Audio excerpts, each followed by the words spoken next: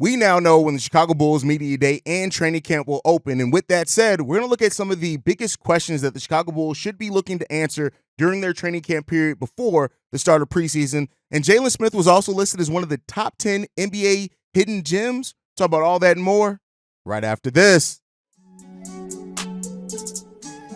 You are now tuned in to Chicago Bulls Central, your number one place for all Chicago Bulls news and content.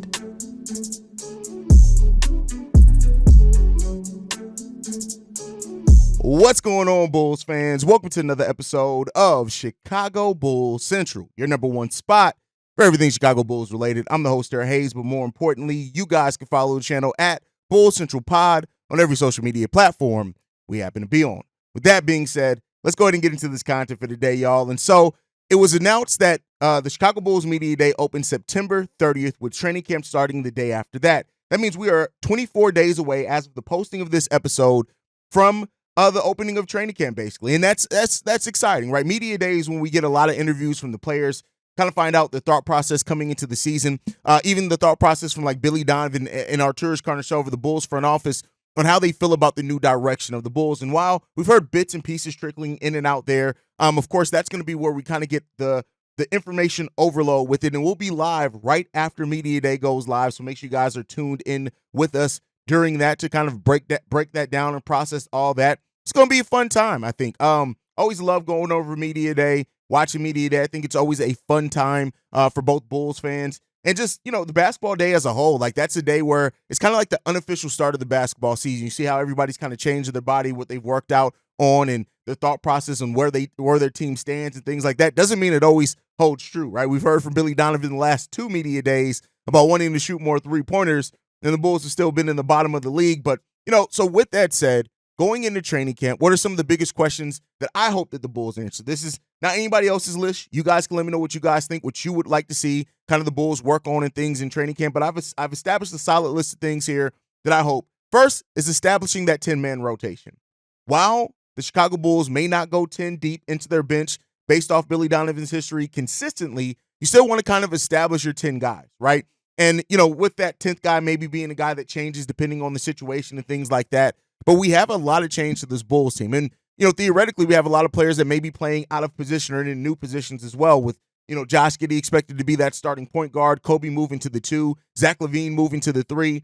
And, so we got that thing to look at. And then also just kind of the players on the back end of the bench. What happens with the Chris Duarte? What happens with an Ernest Batum? What is Torrey Craig's role on this new team, right? Patrick Williams as well. So kind of establishing that is kind of the thing that I hope that they start doing. That's going to change over the course of the season. I think the preseason games as well are going to help determine a lot of that. You're going to see, some of the back end of the bench players, some of the two-way contract players as well play a lot more in preseason than the regular season. But I think just getting that rotation kind of established and having an idea of who you want those 10 guys to be is hugely important for this Bulls team.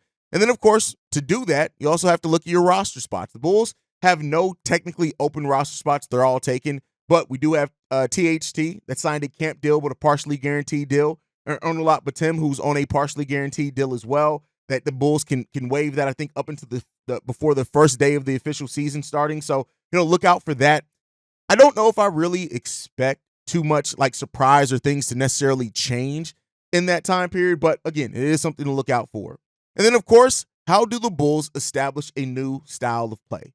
We were 28th in the league in pace last season, and that is something that you, just by the nature of going younger, you expect to happen. And, Josh Giddey does push the pace. A lot of, I've seen some Bulls fans to say, well, Josh Giddey isn't the quickest player. How can he push the pace?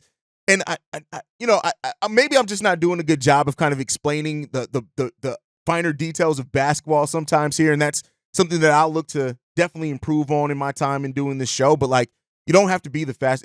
We're not running and gunning. We're playing with a quicker pace. What that means is you can do that through getting rebounds, right? Defensively, getting more defensive rebounds, something that Josh Giddey is solid at. We also actually going to have two of the better rebounding guards on the court, probably together for a lot of times, and Josh Giddey and Kobe White as well. That's going to help push that pace a little bit, playing better defense, of course, but then also just moving quicker and got to play better defense, which we'll see. But like, I think we're just going to be that team. Even in the half court, we're going to operate a little bit quicker. Again, not the 7 seconds or less, not running gun, but play with a quicker pace. I don't expect the Bulls to like go from 28th to like top 10 in the league or anything. But if they can go from 28th to around 16th, 15th, that middle of the pack as far as pace, I think that kind of fits this roster a lot better. And, that's the thing of why you have a lot of people have that expectations of the Bulls playing faster. You're going to have two guards out there who can really handle the ball and rebound well, that are solid passers in that as well. You still got Vooch, who's a solid passer if he's in the starting lineup or not.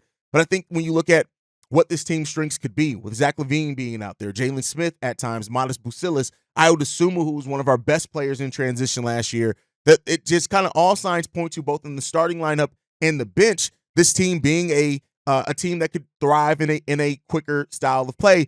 And even though we don't have necessarily three-point shooting, and I know some Bulls fans kind of they think they hope we're going to be better three-point shooting wise, but I look at it and say, even with Kobe and Zach LaVine and what they were, Kobe in pull-up threes, Zach LaVine in catch and shoot threes, right? You have that capability. Patrick Williams is a solid three-point shooter. Jalen Smith's a solid enough three-point shooter, albeit not in volume, right? And then you got guys like Torrey Craig who shape up to be solid. Ayo Dosunmu saw a lot of growth three-point shooting wise, but when you don't have necessarily the most consistent three-point shooting, getting in a quicker pace and attacking that defense before it sets up are really good things there as well. So, overall, not just focusing on the pace, but how does this style of play change for the Chicago Bulls? Because you do not have the half-court creation, half-court creativity as far as shooting and getting to the free throw line of DeMar DeRozan. While Giddey is a better playmaker than DeMar DeRozan, right, and passer, you don't have that capability of getting to the free throw line. Kobe White hasn't been a good player getting to the free throw line. Josh Giddey hasn't been the most effective at getting to the free throw line or even shooting free throws when he's there. Zach LaVine has been hit or miss when it comes down to it. P. Will definitely hasn't been. Vooch hasn't been either. So in that starting lineup, like I think that aspect of what DeMar DeRozan brought to the team of being able to extend leads or get back in games by the nature of not taking a lot of time off the clock because you're getting a lot done at the free throw line, that the Bulls are going to have to find a way to replace that. And so, that's going to be an interesting thing to watch as well for this team, because if they do play with that quicker pace, there's a higher chance that you're going to get more foul calls, but then we don't necessarily have the best converters at that. So that's going to let that be something as well to look at. But then also just, like I said, overall the style of play, do we move better without the ball? That is something I have been drilling home now for 3 years in a row. Can we get a team that moves more consistently without the ball? That makes things easier on your offense, regardless of how good your half-court offense is or not. You make it harder on yourself when you're not moving without the ball. So looking for Billy Donovan and the new staff, how do they instill that is going to be a big thing as well. Finding chemistry is another thing that I have on this list. Can the Bulls find chemistry in training camp? Because, while I've talked about kind of how the advanced analytics say things could work and not work with the Bulls, it all comes down to the adaptation, right? And that's one thing that analytics won't be able to tell you is how well players can adapt to new situations, because that's looking at what has happened, not necessarily what will happen. And so how this Bulls team finds chemistry is going to be a big thing as well throughout the roster. And that, again, looking to the coaching staff, looking to the players, looking at those type of things are a big part of that. The next up, the health questions, right? Patrick Williams and Zach LaVine both saw their season end with injury, right? And while they've both been cleared a while ago, just making sure that they're fully healthy, there's things you want to see. And then, of course, this topic is mainly about Lonzo Ball. We still have not heard if Lonzo Ball's officially cleared or not, and we may not. They may wait to kind of announce that at the start of training camp at media day. Lonzo was there last media day and he wasn't cleared, so expect him to be here this media day. And the health questions. If this team can come into training camp for the first time in a long time fully healthy, and again, a fully healthy Lonzo Ball at this point still means minutes restrictions, still means those type of things, but still it allows you again to figure out those other things. The establishing your 10-man rotation, establishing chemistry. If you have everybody healthy, ready to go at the start of training camp, all those things get relatively easier as you're trying to establish a new style of play and things like that with new coaches, new teammates, all those type of things. And then which one of the young guys show that they're ready? Last year in training camp, it was Kobe White who established himself as that starting point guard. And while I'm not necessarily meaning this to mean a player that we don't expect establish themselves as a starter, I just mean, do those young players show that they're ready to be in that rotation? Namely, Dalen Terry, Julian Phillips, Modest Bucilis. Those are the 3 young guys that I'm looking forward to the most, that if they are ready and if they've grown and expanded their game some in this offseason, it could really kind of disrupt. And I don't mean that in a negative way, but it can change the way that we look at some lineups being ready. This team has gone younger. If Julian Phillips looks like he's ready to give you defense, shot blocking, and is improved as a three-point shooter, to me, you may lean more towards playing Julian Phillips over the veteran in Torrey Craig because, again, you've gone younger and you're hoping via what we've heard both from Mark Eversley, what we've heard from AK, they have some young guys that they believe in that they're waiting to see if they can make a step up or a leap and that can help raise the ceiling of this team. So which one, if any of those young guys show that they're ready? And I'll even throw it to this. Kenny Lofton, Adama Sanogo, do those guys as well, because if Adama Sanogo comes into training camp and he looks like, hey, I'm showing you guys I'm ready for some NBA games, I hope that Billy Donovan is prepared to start playing him in some NBA games. Every game? No, because he's still a two-way contract player. But Adama Sanogo showed last season the level of G League competition he was more than ready for, he excelled in. So when you excel at one level, and if he does it again throughout his G League play this year, at some point you have to reward that acceleration with playing you at the NBA level and seeing what you got. You may not have nothing. If that's the case, it's a two-way contract. You're not out of nothing. But you will not know for sure until you start playing those guys at NBA levels consistently. And so that's another thing I hope to see from the Chicago Bulls team. So, overall, training camp is a time where not every question is going to be answered. Some of that, of course, has to be done during the regular season, and you're going to see some of it in preseason, but it's where you start seeing some trends and things like that, and, hearing how practices go and more things. And so they're at the Advocate Center. We haven't heard anything about them like going to Nashville like they did last season or anything. And I think that bodes well, right? You want them in this building. And so if I had to pick kind of any of the things that I'm kind of the most excited about to see is really the young guys, right? Of course, during the season, I'm excited to see Kobe and Io, how much of their growth last season is consistent this season coming up.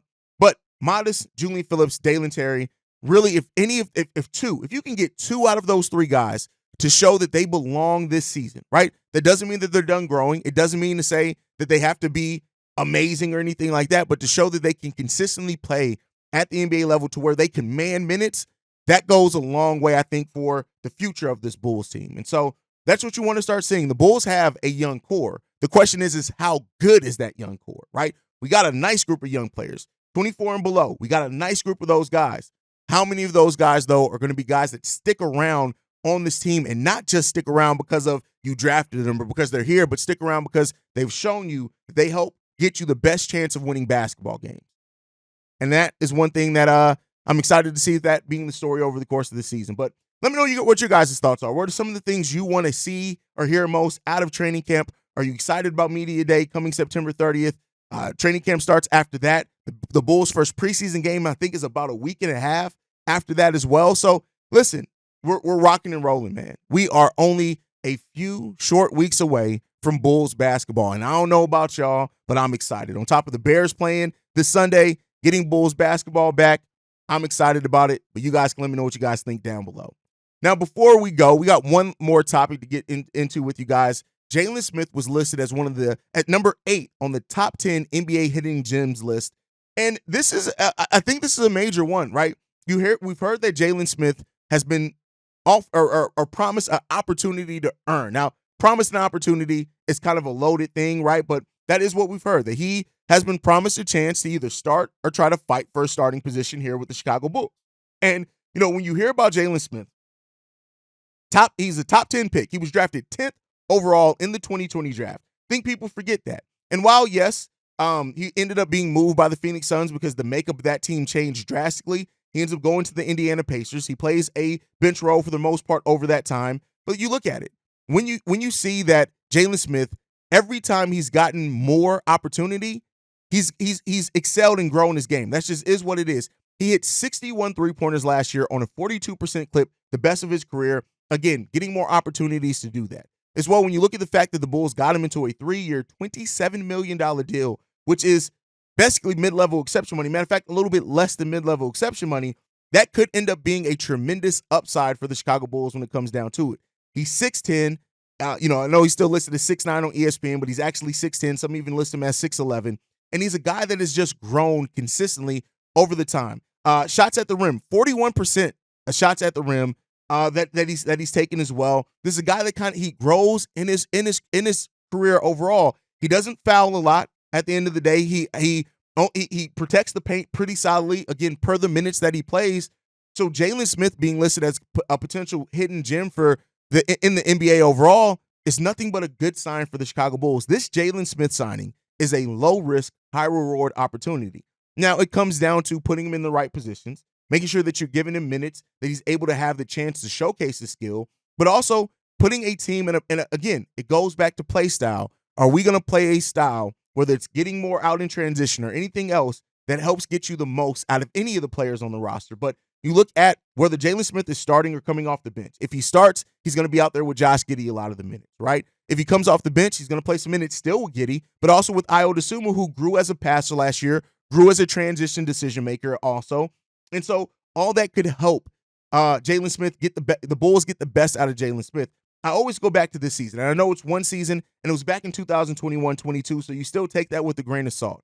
But when he was initially traded to the Pacers, he got 24 minutes per game, the most of his career, and he averaged 13 points per game, 7.6 rebounds per game, 1 block per game, and he did that while not turning the ball over, less than 1 turnover per game. He didn't foul a whole lot, 2 personal fouls per game, which, again, when you factor in he was only in his second season in the league, we know young big man foul. He hasn't been anywhere close to that number of fouls per game since then, right? As far as the minute per minute time on that. And so you really look at Jalen Smith coming into the Chicago Bulls team, and despite being in the league since 2020, he's still an extremely young player at 24 that still has room to grow his game. 59% from the field last season, the best mark of his career. 42% from three-point range, the best mark of his career last season. The free throw shooting percentage is a concern at 69%. That's actually the lowest of his career, and he got to the line 1.7 times per game, so not even a whole lot there. But overall, Jalen Smith, with catching lobs, he's our only lob threat really on this team as far as at that center position. I think Modest Bucelis is going to be that as well for the Bulls next year. But Jalen Smith has a lot of room to grow, and if he grows on that list here with the Chicago Bulls, hey, listen, that you have to give AK credit if he's able to get the most out of it, and that goes to Billy Donovan as well. But to look at this list, let's talk about the list and Jalen Smith's ranking on it, because I think it gives it more context to talk about the other players also on the list. So the first player listed on this list that of hidden gems is Nickeil Alexander-Walker with the Minnesota Timberwolves. I agree with this one. I think this guy, when you look at his per minute production, is really good. He's a guy who was a 17th pick in the 2019 draft. He's going to be really important in that for that Minnesota Timberwolves team. He was in the 98th percentile for defensive estimated plus minus at 2.8 last season. Really good player that can make an impact defensively every time he's out there on the court. And number 3, they had Tamani Camara with the Portland Trailblazers. I didn't watch a whole lot of Portland Trailblazers games last year. Listen, it's the Trailblazers. They're basically Brooklyn Nets West. I didn't watch a whole lot of them, so I can't even talk intelligently about it, but he's on this list, as well as Keon Ellis with the Sacramento Kings.